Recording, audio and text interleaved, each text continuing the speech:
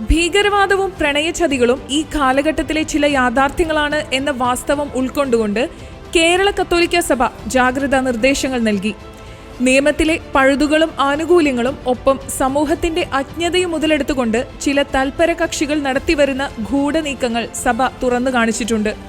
Special marriage ആക്ടിന്റെ ദുരുപയോഗം പെൺകുട്ടികൾ ചതിക്കപ്പെടുന്നതിന് കാരണമാകുന്നത് പലപ്പോഴായി സർക്കാരിന് മുന്നിൽ ചൂണ്ടിക്കാണിച്ചിട്ടും നടപടികൾ ഉണ്ടായിട്ടില്ല എന്നും സഭാവൃത്തങ്ങൾ വ്യക്തമാക്കി. ഭരണ സംവിധാനങ്ങൾ ഇത്തരം വിഷയങ്ങളെ പതിവായി അവഗണിക്കുകയും മാധ്യമങ്ങൾ പലപ്പോഴും വാസ്തവങ്ങൾ മറച്ചുവെക്കുകയും ചെയ്യുന്ന സാഹചര്യത്തിൽ സഭാ നേതൃത്വം വിശ്വാസികൾക്ക് ബോധവൽക്കരണം നടത്തുന്നതിനെ ആരും അസ്വസ്ഥതയോടെയും തെറ്റിദ്ധാരണാജനകമായും സമീപിക്കേണ്ടതില്ലെന്നും സഭ പ്രസ്താവിച്ചു.